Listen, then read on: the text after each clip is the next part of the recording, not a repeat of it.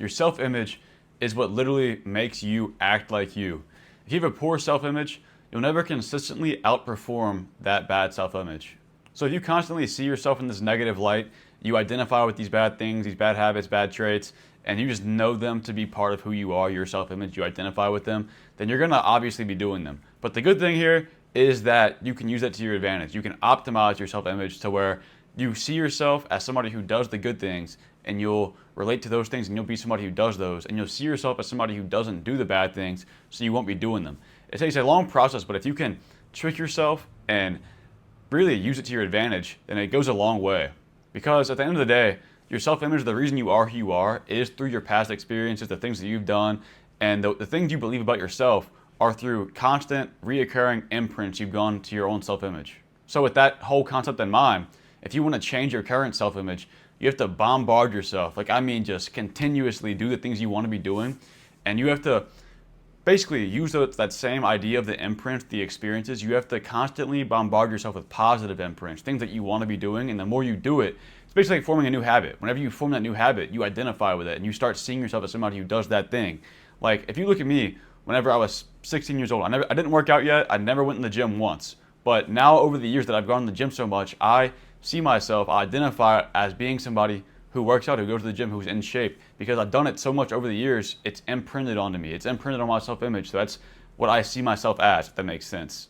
And you can do that with everything. Same with the negatives. Every negative thing you've done is because you've imprinted it onto yourself, and it's something that you do now. It's something that, if I'm talking about myself, let's say I eat a lot of sugar. Devin is someone who eats a lot of sugar. If I keep telling myself that, then yeah, I'm gonna keep eating sugar because I believe that to be true about myself. So all the bad things that you do, even if you don't want to be doing them, you continuously do them because it's something that you see yourself as someone who does that thing, right?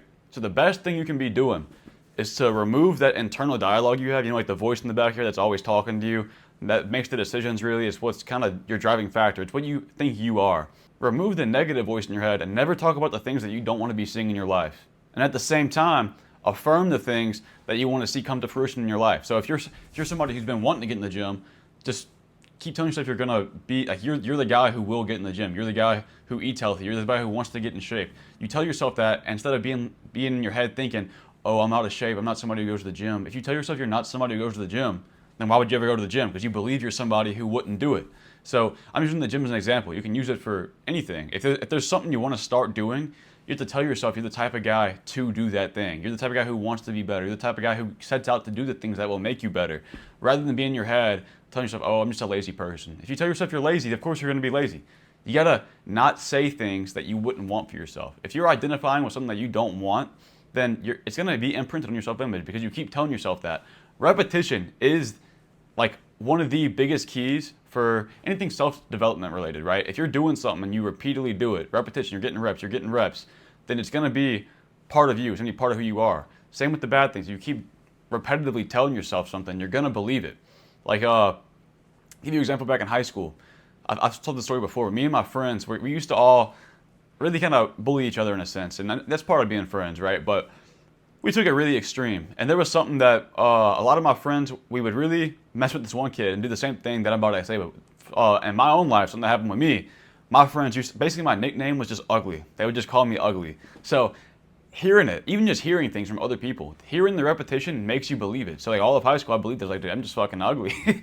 And you hear these things over and over again, and you start to believe it. But whenever you start telling yourself it, that's whenever you really start believing it, and it's part of your self-image now, so that's just who you are. You embody it, you portray it, because it's just what you believe to be true. So you can use it to your advantage so much. Like, you probably underestimate how much you can use repetition and affirmation and positive self-talk to your advantage. You can really do almost anything if you just tell yourself, identify with it, and start doing it.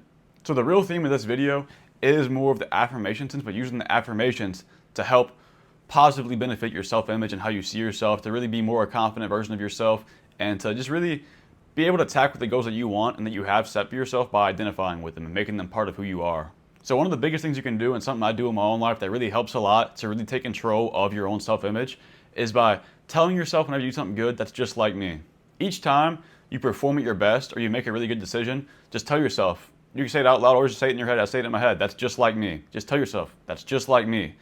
And it starts, you start hearing the repetition, And as you do the thing, you keep doing it, and you really believe, oh, it's just something I would do.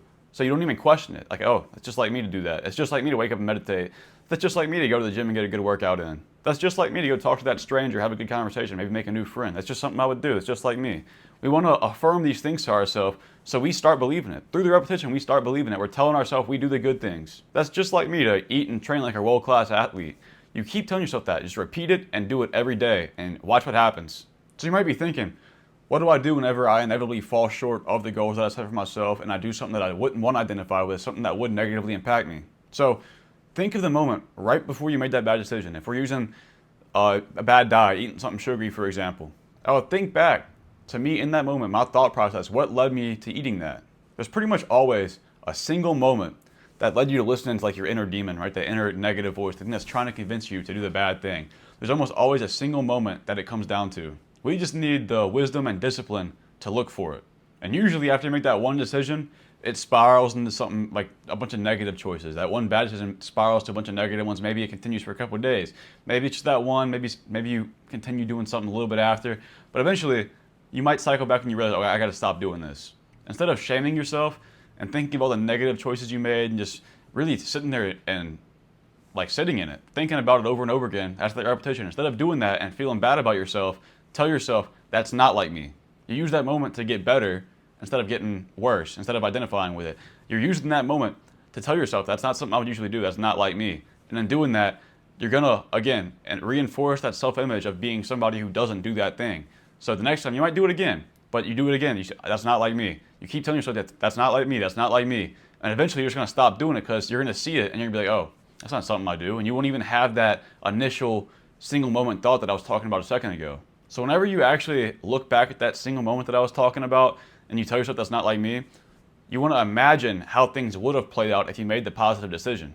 If you didn't listen to that voice in your head and you did the thing that really does align with your self-image, the thing that you would have wanted for yourself, if you think about the way things would have played out properly if you made the correct decision, then you want to tell yourself that's what you would really do. So next time, you have the right idea of what you should be doing. Like if we're going back to the sugary food thing, it's most likely because I was probably hungry and it's just really simple. I can just grab it and eat it. So in my head, I could be like, yeah, I probably would have just either made a quick snack or I would have already been prepared for the situation and had things laying around that I could have snacked on that would be a more healthier option, not sugary.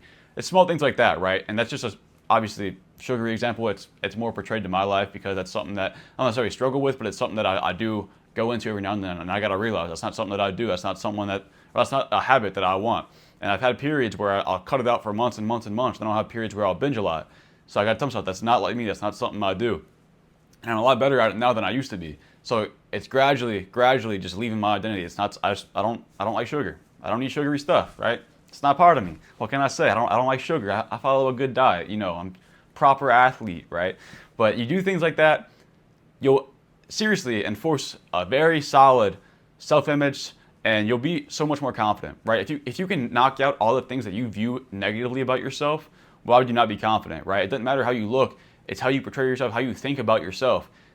All these things add up. If you have a bunch of negative traits that are part of your self-image, of course you're not going to be a confident man because in the back of your head, you know that there are things that you don't like about yourself. You know that there are qualities that you have that the ideal version of yourself wouldn't have. Imagine if you had those qualities. Then yeah, of course you'd be confident. You feel so proud of who you are and the qualities that you have that if you have no reason to not be confident. And it's really the only option that you feel like you had because you've worked to get all these bad things out and now you think so highly of yourself and you've put in work to get to that point. Like think about it that way. You've put in the work to get to the point where you think highly of yourself. So it's even more reinforced. You're even more confident because of the fact that you know you came from somewhere insecure and you put in a lot of work to become confident and to become the man that you are, or woman, whoever's watching this video, whoever you are. But you know you put in that work and you became the person that you are now by simply thinking, right? That's what it comes down to. You just thought about what went wrong and you told yourself, that's just like me. That's not like me. And then boom, here we are now. Confident man that I am. But quick video, helps a lot. I've been doing this for a long time and it really goes a long way. I can't emphasize how much it helps. But yeah, if you got any value from this video, appreciate you subscribe. Besides that, see you in the next one.